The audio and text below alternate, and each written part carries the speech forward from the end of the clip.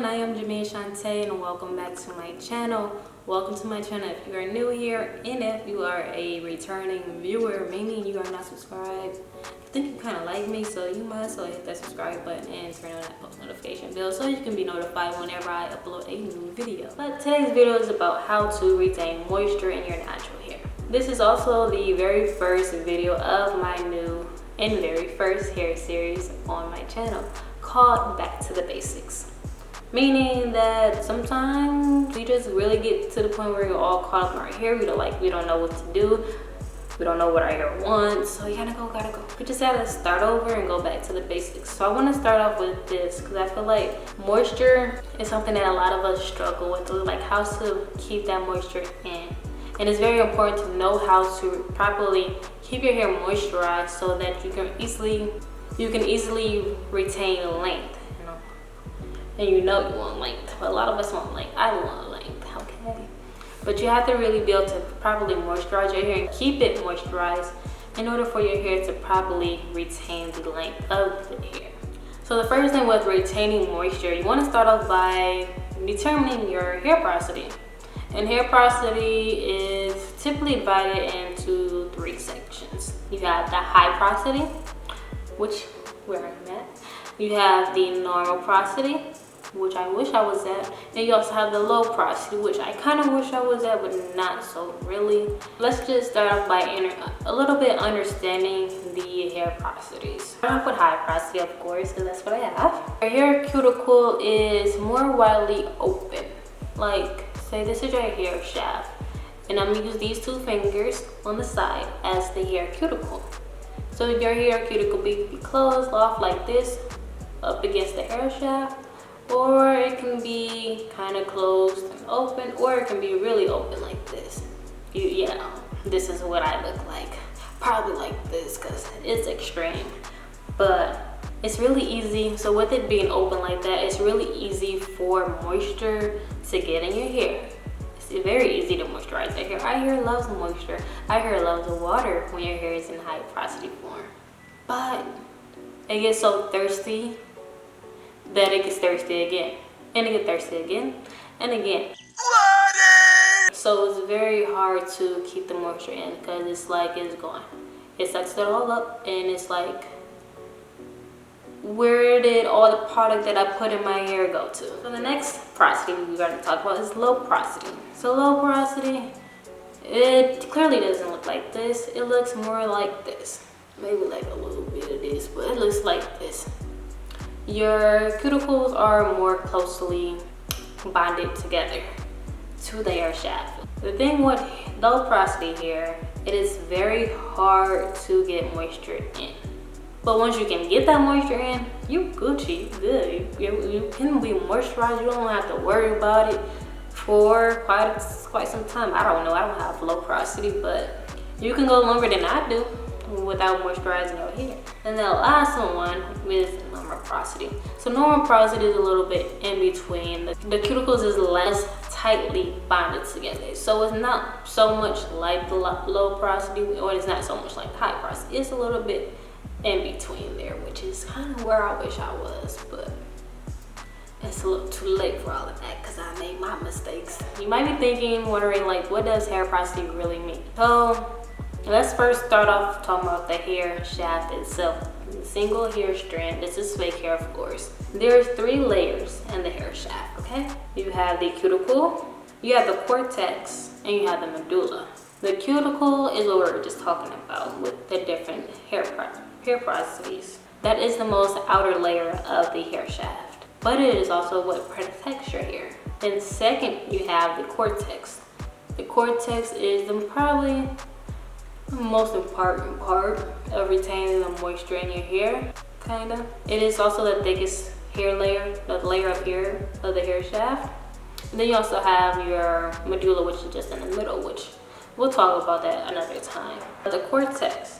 In order to fully get your hair moisturized, your hair has to go through the cuticle and into the cortex and stay there. So if you can't even get past the cuticle, you can't moisturize your hair. And if it easily comes out, then we have a problem.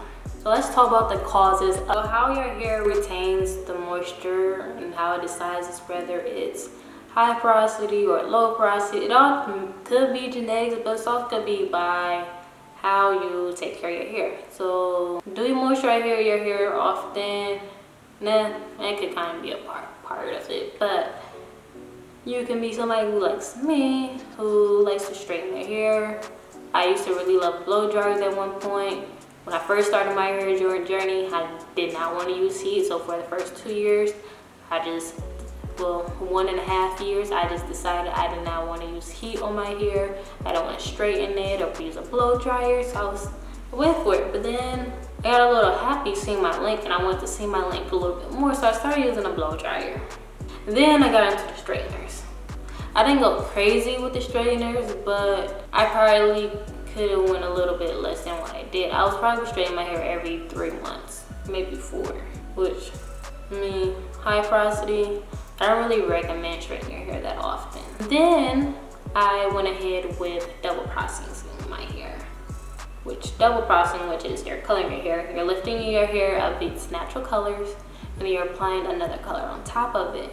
That makes your cuticles go crazy, and it'll really open up, and it's like they're thirsty. They're going crazy, like they're dying of thirst.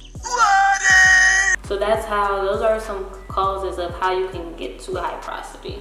Now low porosity, that typically can probably just be genetics. And low porosity is probably just genetics. How can you testing your hair porosity? There's 2 ways to test your hair porosity. You either do the water test or you can do the sliding test. The water test, you want to take 2 clean strands of your hair. So you can just pull 2 strands off your hair. Make sure it's clean. So if you're not sure if your hair is clean, take some shampoo, clean it real good, wet it, dry it, and then take you a cup of water, and then place the hair strands into the water. Give it about 2 or 3 minutes to see how your hair reacts. If it floats at the top, that means you have low porosity, which means it's having a hard time absorbing that water in. If you have high porosity, on the other hand, it really drank that water up, so it sunk its way to the bottom.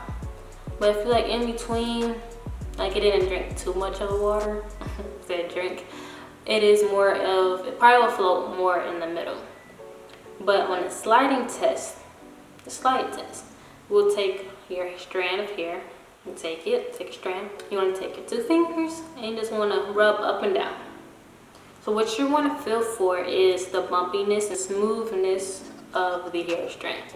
If it's really bumpy, like extremely bumpy and ragged, that means you have high porosity hair. If it's more smooth, on the other hand, that means you have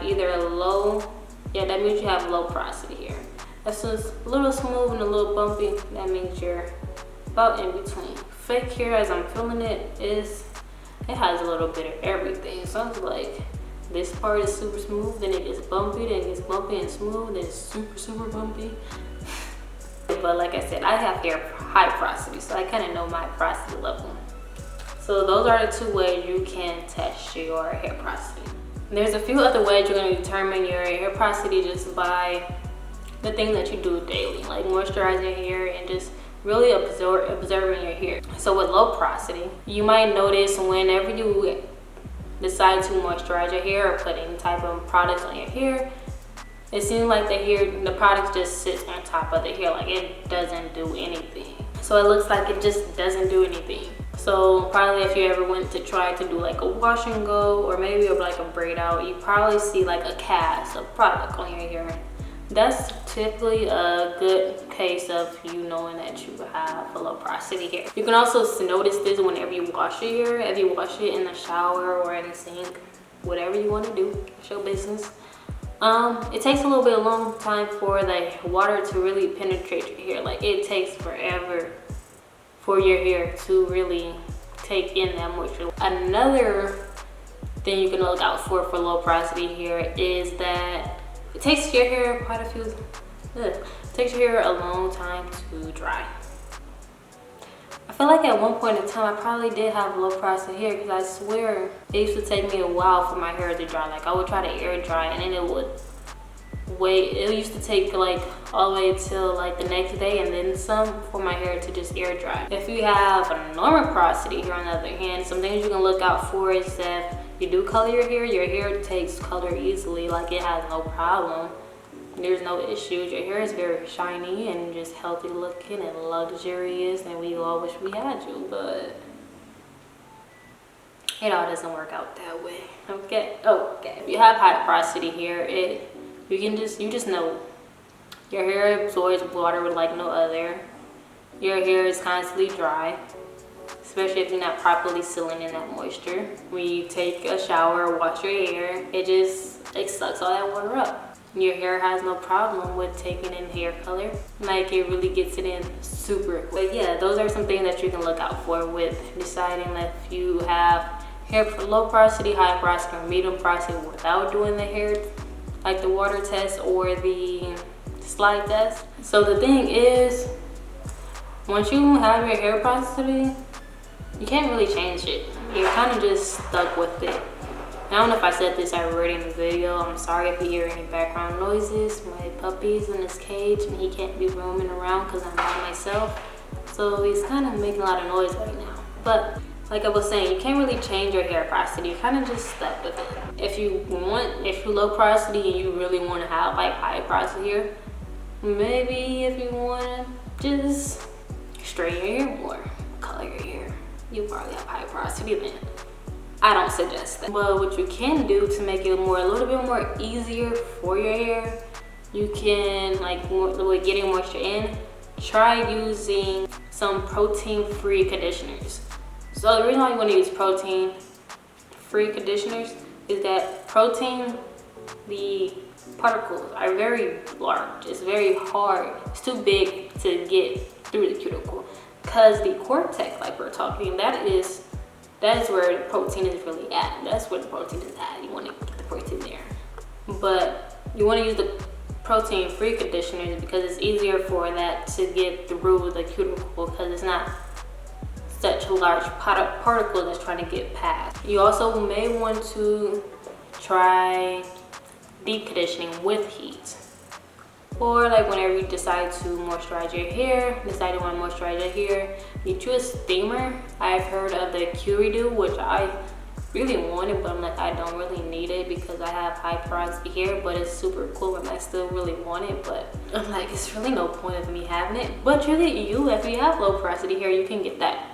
So since you have low porosity hair, you want to just take it, steam your hair, get it nice and get that heat going. And then once it's nice and steamed, that's when you can go ahead and add in your product because now your cuticles are open, so they're willing to accept that product more easier than normal. That's the tip. That's really the tip there on how to get your hair moisture. And then don't forget to seal it in. And for a high porosity hair, like I said, in order to keep your hair moisturized longer, since it's super easy for our hair to get moisture in, you want to use products like heavier oils or butters. So like I mentioned before, olive oil is super moisturizing. Jojoba oil is super thick, so it can still that moisture in much easier. Castor oil, definitely castor oil. Or if you're not an oil person, you can kind of do a mixture of both oil and butter like I do. But if you're not an oil person, you want to use a butter, you can do shea butter, almond butter. But also you want to make sure you're always using a leave-in conditioner whenever you're doing your hair. And always use a heat protectant. This is regardless if you have high porosity or not, but if you definitely have high porosity, you have to use a heat protectant. Because your cuticles are already open, so you want to help protect. Give that cuticle layer, which is the outermost layer, and it's the layer that protects the hair. You want to give it a little bit more help by giving some more protection from the heat. But yeah, probably like some people never heard of hair porosity or thought that they needed to know their hair porosity. A lot of people feel like once you have to learn your hair type and you have to compare. Like find people with hair types similar to yours in order to properly take care of your hair. But really, hair porosity is the main thing. Like really, because you really want to have moisture in your hair. You want to be able to retain the moisture. Because if your hair is dry, it's going to be dry, it's going to be brittle, it's going to break off. and the more your hair grows, the quicker your hair is going to break. So it's going to seem like you're not retaining any type of length. So you want to know how to properly moisturize your hair so you can better retain the length of your hair. So I hope this video is some sort of helpful for you. I hope so. I hope I wasn't too boring for you all or too bland, but yeah. I have passion twists in my hair, and if you would like to see the video on that, definitely tune into my previous video. Well, I guess I'm gonna just link it in because it's not the last video I posted. But yeah, I'll see you all in the next video. I am Jimmy Shantae, and thank you for tuning in.